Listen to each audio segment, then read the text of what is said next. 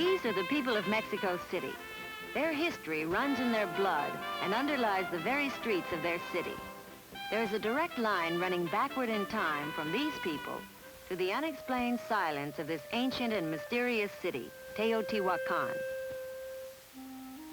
We'll follow that line today as Discovery visits the Valley of Mexico.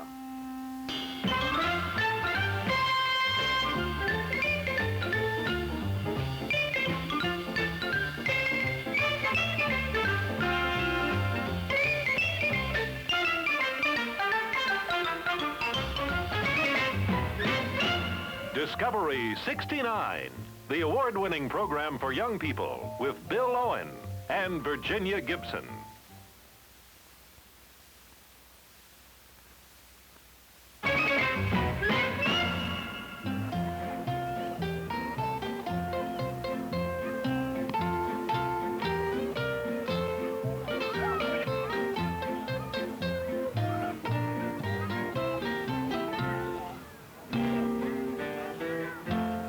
Many North Americans can trace their family backgrounds to Europe, and once they've determined the place where their forebears lived, Ireland, Germany, or perhaps England, it's an easy matter to learn something of the way they lived. But this pattern doesn't hold true for our nearest neighbors to the south, in Mexico. These are Mexican families out for a Sunday picnic. Their language and their names are Spanish, but the Spanish influence is only a part of the story of the people of Mexico. Like everybody else, they have a certain amount of curiosity about their origins.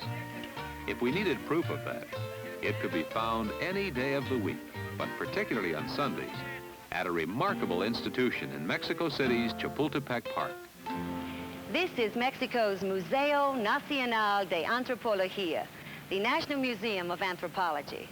It's only been open since 1964, but it's already taken its place among the great museums of the world. Part of the reason is its beauty. Set comfortably in Mexico City's largest park, Chapultepec, it's a subtle reflection of the heritage of the people of this country.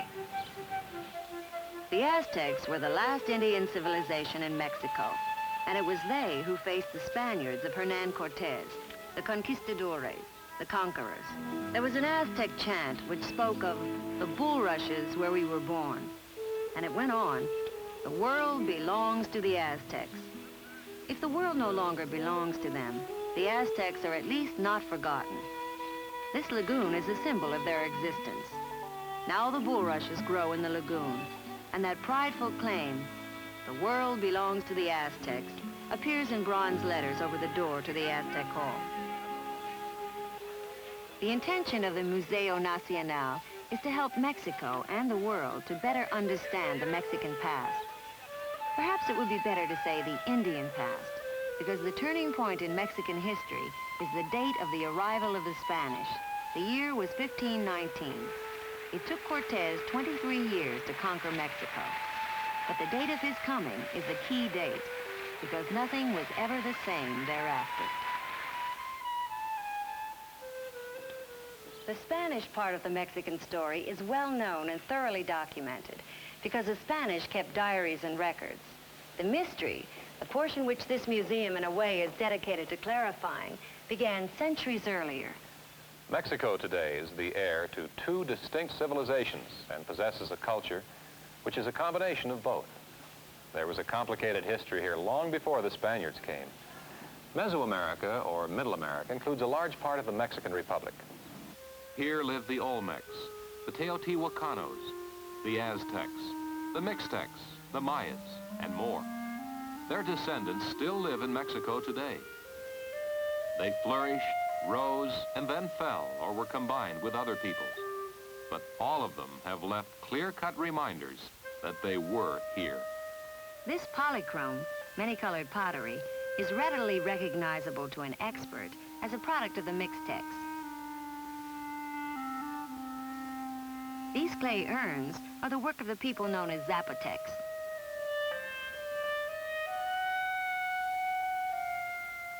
Only the Teotihuacanos left mural paintings like these.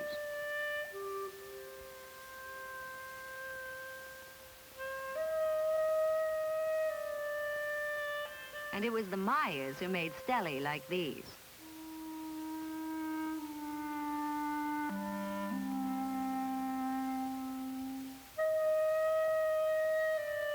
The Toltecs at Tula made statues like these, and no one else ever did. If it all ended with the coming of Cortez, when had it begun? This is the earliest known piece of Mesoamerican art.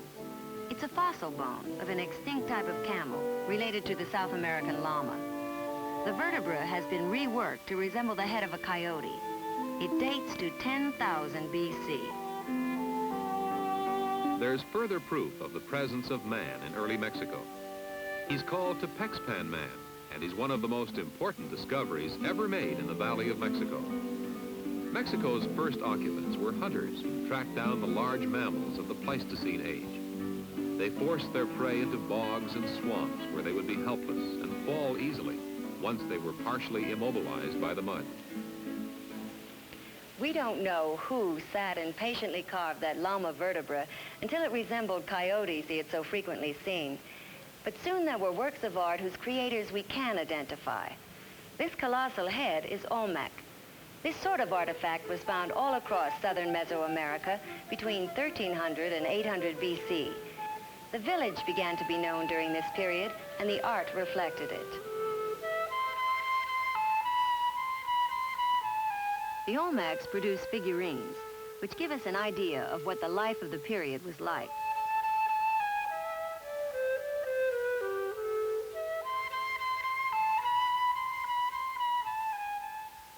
We know that in a search for ideal beauty, or what they thought was beautiful, the Olmecs mutilated the shapes of their heads by binding babies' heads with boards.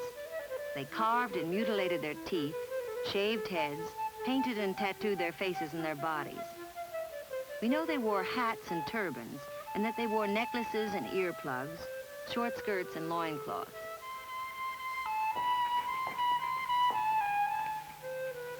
The Olmecs began a calendar, a numbering system, and picture writing. Their influence spread over much of Mexico and down into Central America. But few of their sites, their locations, are left to us.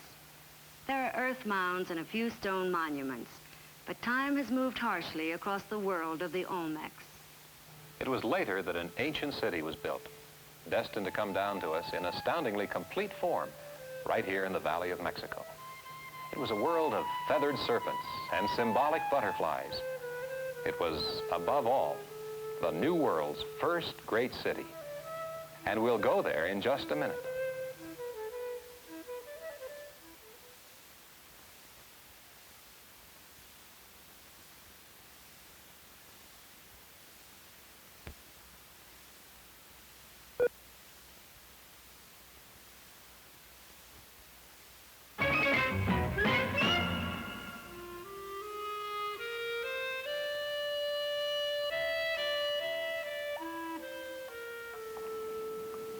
This is Hall number 5 of Mexico City's Great Museum of Anthropology. This room is devoted to a civilization whose remains are only 31 miles to the north of Mexico City itself. The story of Teotihuacan begins about 500 BC, or perhaps even earlier. At that time, there were villages scattered here and there. The people made pottery and worked the land. They were farmers. And then, for a reason that's lost to us, at some point between 200 BC and 150 AD, the people of Teotihuacan began to do something extraordinary. They began to build a city.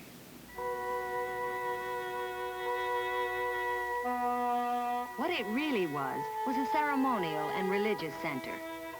In the heart of the valley, they built pyramids, one in honor of the sun and another in honor of the moon.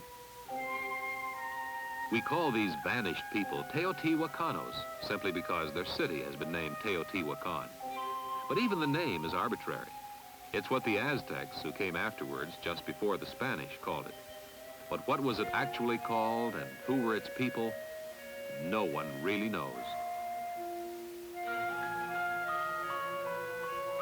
Let's look carefully at one of the pyramids, the one which is a kind of signature for the place because of its size and dominance. To begin with, The pyramid didn't look quite like this when the city was alive. There was a temple on top, and the pyramid was only a base for it. With the temple, the height of the pyramid was 243 feet, just half as high as the pyramid of Cheops in Egypt.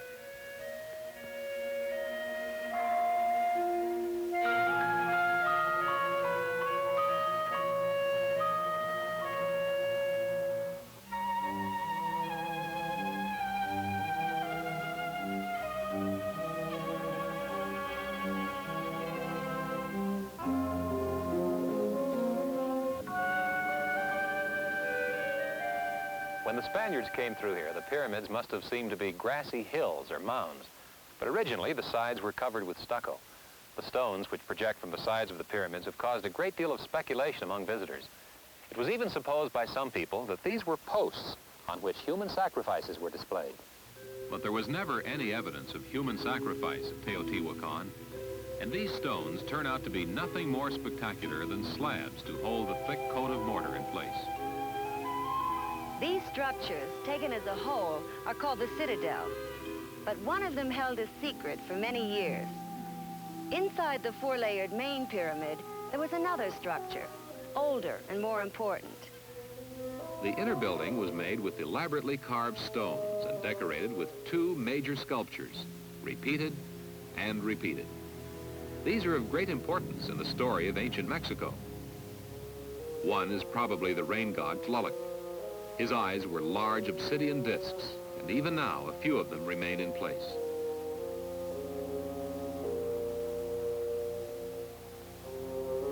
Alternating with Tlaloc are carvings of the most famous mythic symbol of ancient Mexico, the feathered serpent Quetzalcoatl.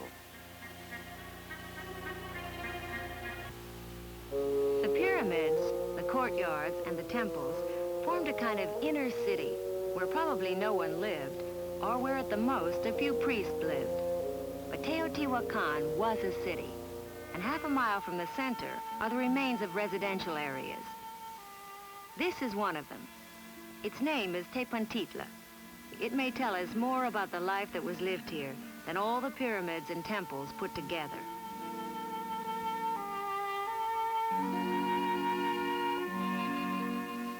Inside the house, there's a painting on each side of the main door. And in the right-hand painting, high on the wall, there is again what is thought to be Tlaloc, the rain god. Drops symbolizing rain are falling from his hands. The most famous mural at Tepantitla is called Tlaloc's Earthly Paradise. It's badly eroded by weather. A better example of what it really looked like is available at the museum in Mexico City. There's a lake at the bottom, out of which flow two rivers. On the riverbanks, there are fruit trees, and people are bathing or swimming. Some are dancing. Some are singing.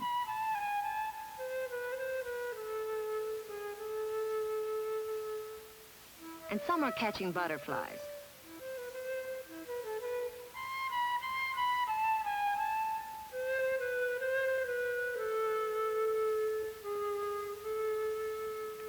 Museum experts can restore color and form, but they cannot always clarify meaning when there simply is not enough of a key to begin with. They have provided us with an indoor model of the facade of Quetzalcoatl's palace, with the colors as they were almost 2,000 years ago. But they haven't yet found a way to interpret beyond question the meaning of the sculptures or the life and language of the people who made them. We'll be back in just a minute.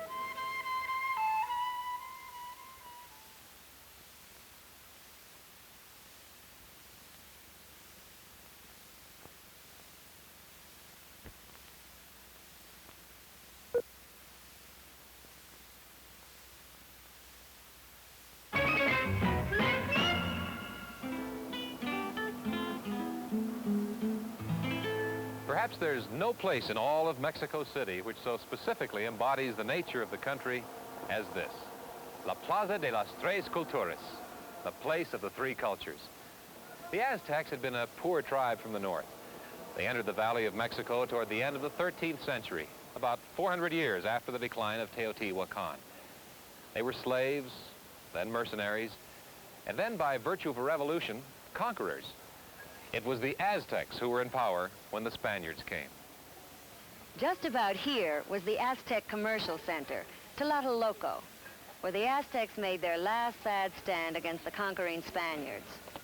And it was here that the Spaniards built one of the earliest churches in New Spain, the colonial church of Santiago Teotihuacan.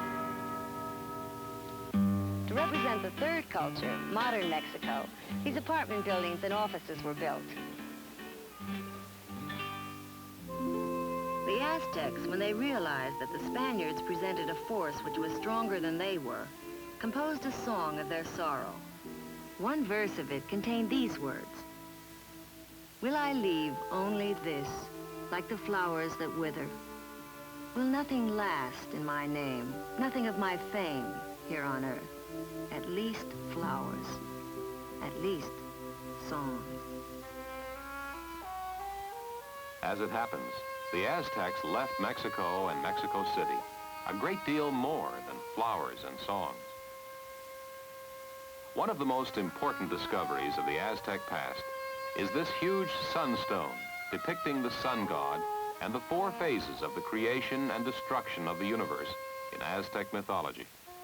It was found in the city's main square in 1790, and it waited a century and 3/4 before it found its home here as the central object in the museum's largest room, the Aztec Hall. This crouching stone jaguar was once a central figure in the Aztec sacrificial ceremonies. The hole in his back was filled with human hearts torn out of the living victims with a knife of obsidian. Their priests told the Aztecs that without a flow of sacrificed hearts, the sun would dim and the world would end.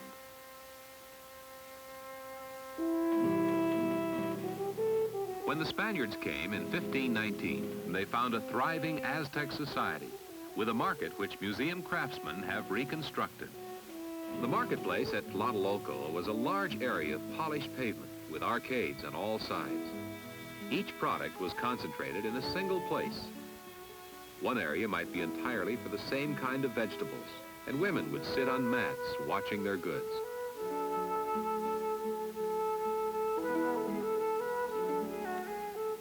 The chief items raised by the Aztecs and sold here were corn, beans, squash, and chili peppers.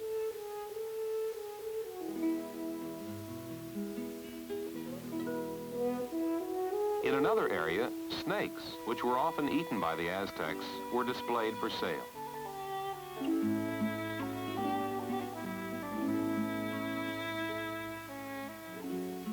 Armadillos, turtles, and iguanas were also a regular part of the Aztec diet.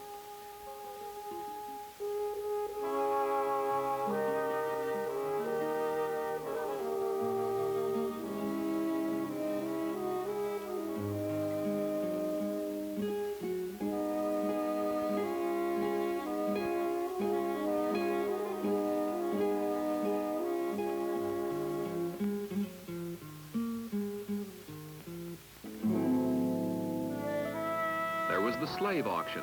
The Aztecs raided other areas and brought back members of other tribes as slaves. Some were Aztecs themselves who'd been judged guilty of crimes. Some wore wooden collars, and the ones who did not were in all probability unfortunate men who had sold themselves to get out of debt. The Aztecs had no money, so everything was done through barter. The cocoa bean had a set value, and so it formed a kind of yardstick against which transactions could take place. The Aztecs were extremely fond of chocolate. The word itself, chocolate, comes from the Aztec language.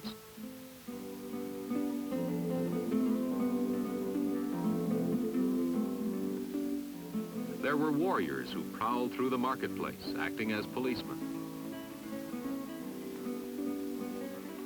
If there was an argument between a buyer and a seller, there was a court.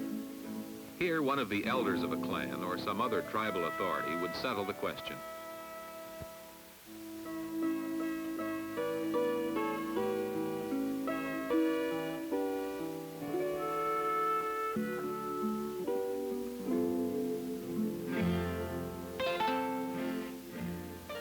Today's Mexican markets have a certain similarity to those vanished Aztec days, though many of the people who buy and sell are probably unaware of it.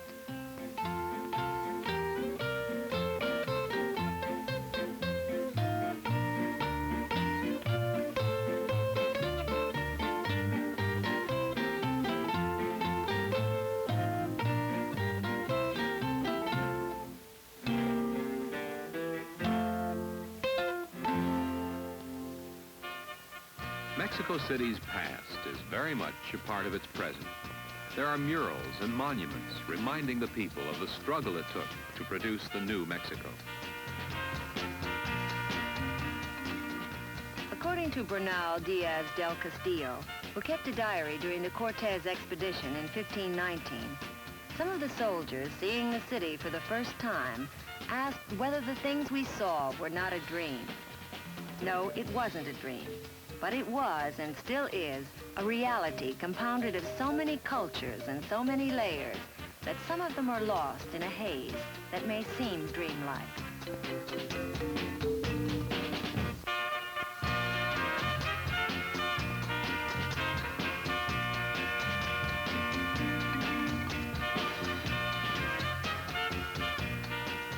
The truth of today's Mexico is that it's a civilization all its own, part Indian, part Spanish, but possessed of an individuality, won at a high cost. We'll be back in just a minute.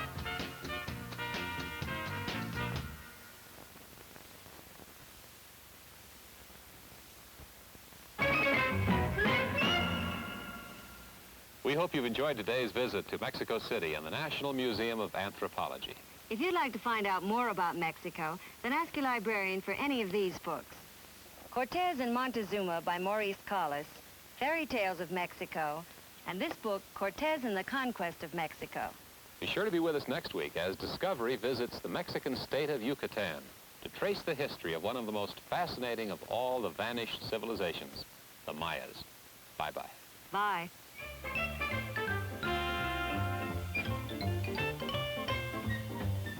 The Discovery Unit's transportation and promotional consideration provided by Aeronaves de Mexico.